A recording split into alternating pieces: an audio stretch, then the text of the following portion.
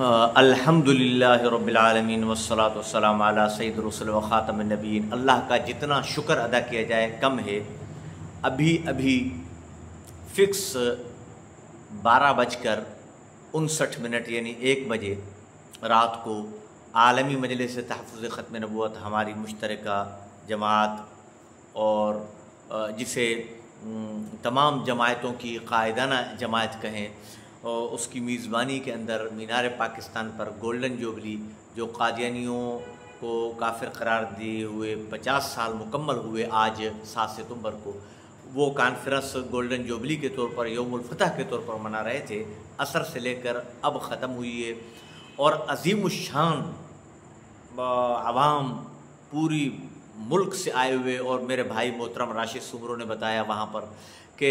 جو مولانا فضل الرحمان قائد جمعیت کی صرف آفیشل جو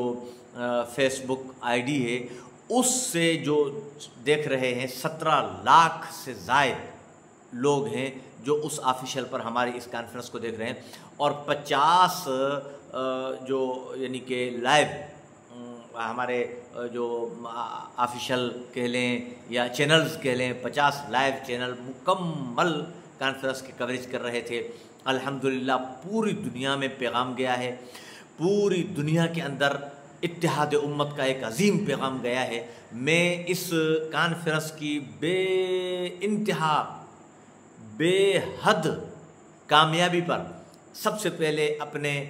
قائد محترم عالمی مجلس تحفظ ختم نبوت کے امیر مرکزیہ حضرت مولانا پیر ناصر الدین خاکوانی صاحب،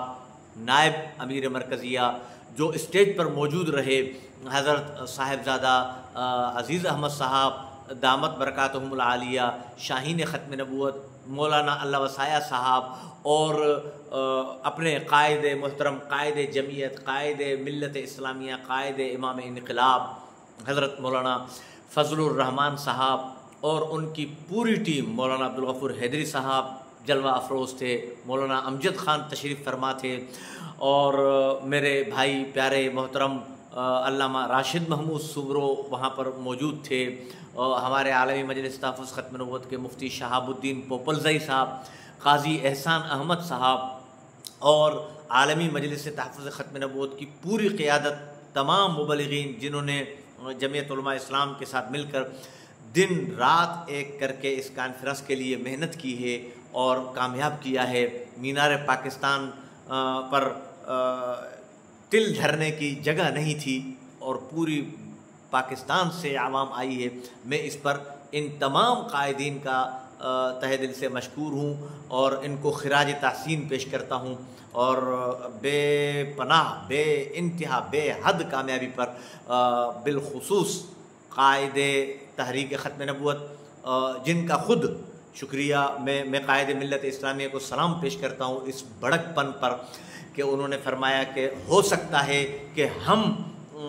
سوئے ہوئے ہوں یا بے خبر ہوں، لیکن عالمی مجلس تحفظ ختم نبوت نے ہمیں خبردار رکھا ہوا ہے۔ ہم انشاءاللہ عہد کرتے ہیں کہ جاگتے رہیں گے انشاءاللہ، جیسے قائد ملت اسلامیہ نے کہا عالمی مجلس تحفظ ختم نبوت کے ساتھ جاگتے رہیں گے۔ قادیانی شیطانوں کو پاکستان کے اندر پنپنے کا موقع بالکل نہیں دیں گے، اور انشاءاللہ قائد ملت اسلامیہ نے تمام تر وہ اعلانات جو پروگرام میں یوم الفتح کانفرنس کے اندر فرمائے، اس میں سب سے بڑا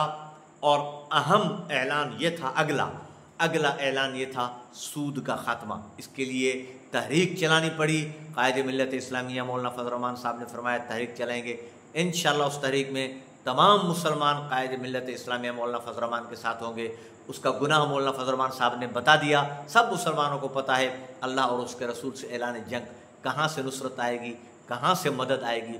تو میں ایک دفعہ پھر زندہ دلانے لاہور کو مبارکباد پیش کرنا چاہتا ہوں۔ عالمی مجلس تحفظ ختم نبوت کی قیادت، جمعیت علماء اسلام کی قیادت، اور وہاں پر جمعیت علماء اہل حدیث کے جتنے علماء آئے ہوئے تھے اور